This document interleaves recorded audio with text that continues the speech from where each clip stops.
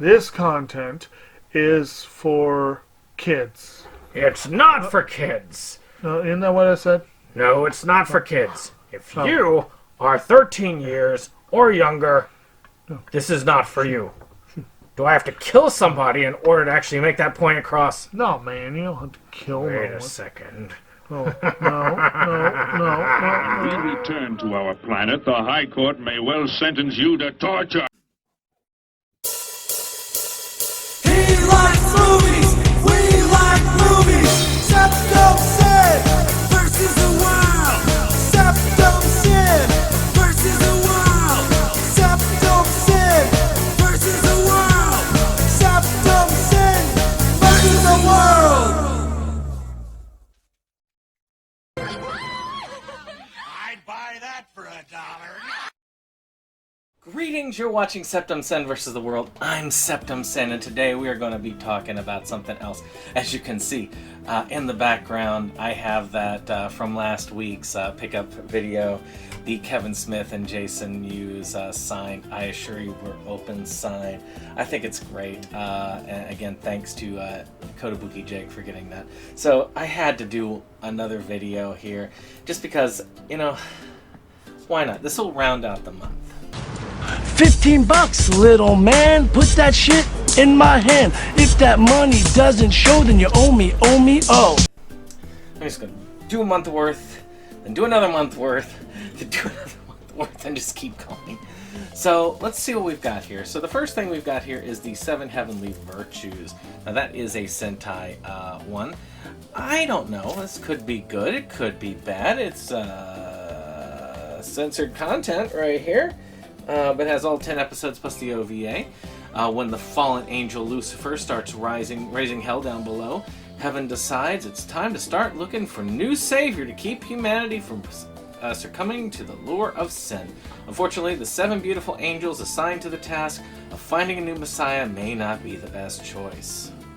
Alright, so that sounds like an interesting concept right there.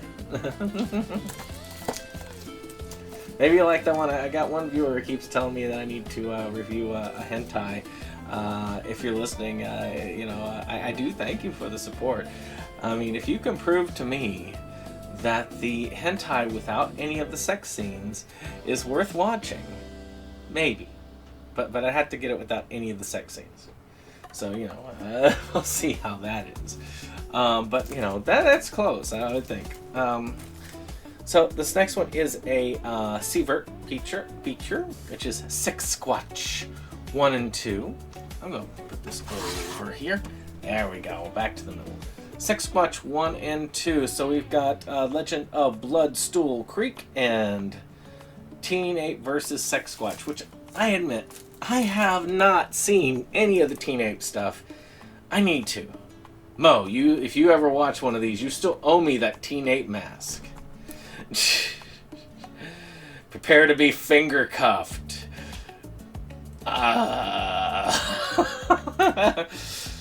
Well, I don't review hentai. I guess maybe this is the wrong video for that saying.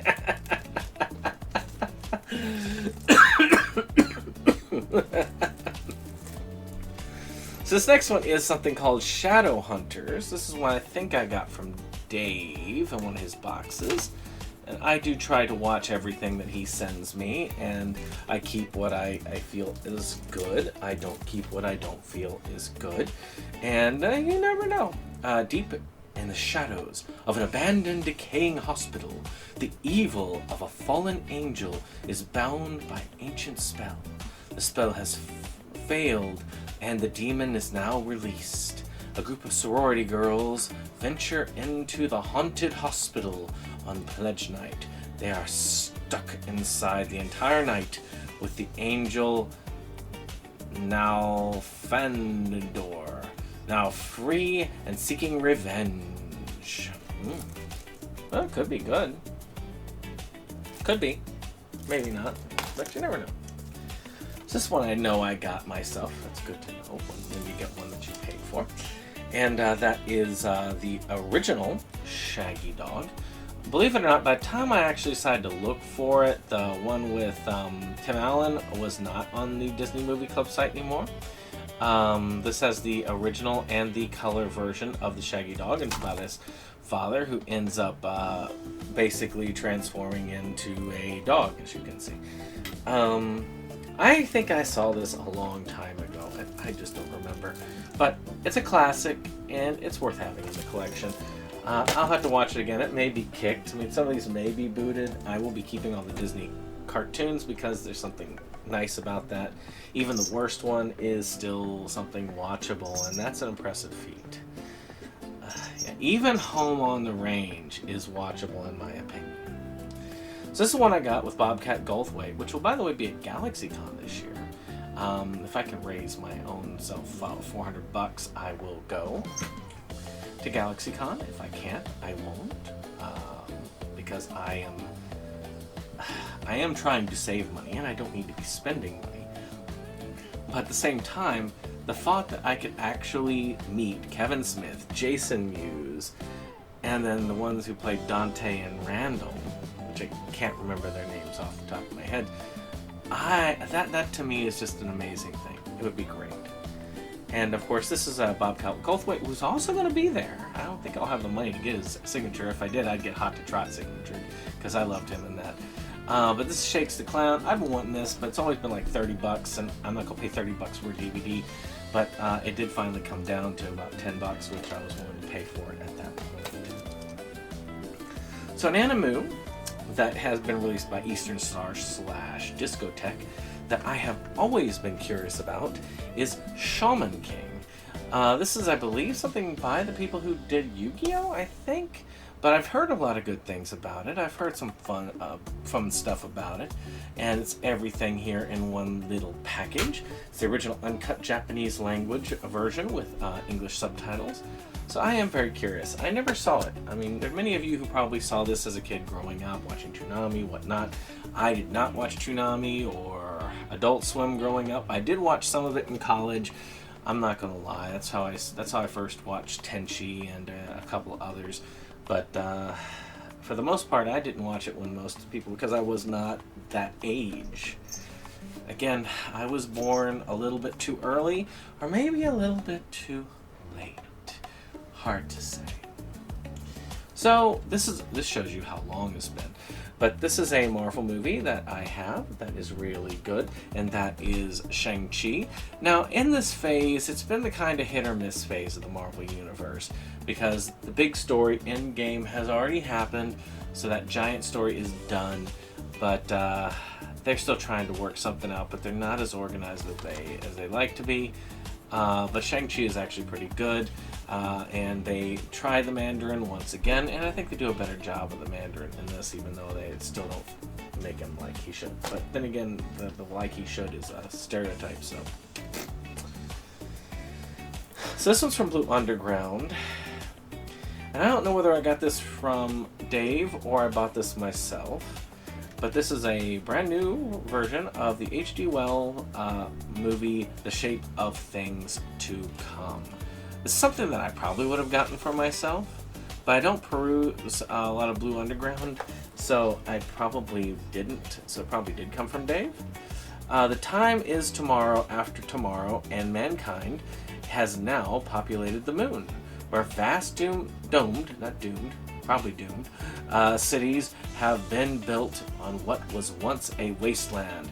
But when the power-mad emperor, Jack Palance, attacks the lunar colony of New Washington, a team of scientists led by Dr. John Campbell launches a dangerous mission to destroy the dictator and his robot army. So interesting cast members there. I like the cover. I am very interested. Alright, so this is one I know I've seen. It's Wild Eye. And this is another one of those sharksploitations, which is Shark Exorcist. This is directed by Donald Farmer. I don't think he's related. You never know, it could be. But it's what it is, about somebody who exercises evil shark spirits. I need to see it again. I really do. I know I've watched it, but I probably just watched it to watch it and be done with it. So, you know. And finally, let's get this other shark one done. And that is Sharks in Venice, which is a sci-fi channel movie of all things, believe it or not. Traveling to Venice to investigate the mysterious death of his father, David, by Stephen Baldwin, a famous archaeologist and diver, unearths a killer secret that lies beneath the Venetian waters. You know, it's possible to see sharks going into Venice, because if you think about it, Venice was very dirty, but dolphins have been spotted in the Venetian waters when COVID hit and the waters were less filthy. So if they kept the waters clean enough, it's possible. So you never know. Well, that's it for this one. I hope you've enjoyed this. If you did, hit that like button, hit that subscribe, and share. And we'll see you on the next one. Bye-bye. SeptumSin versus the world. It's that place for all the boys and girls. You'll feel real safe, you'll feel real warm. It's a cozy place to ride out the storm. SeptumSin!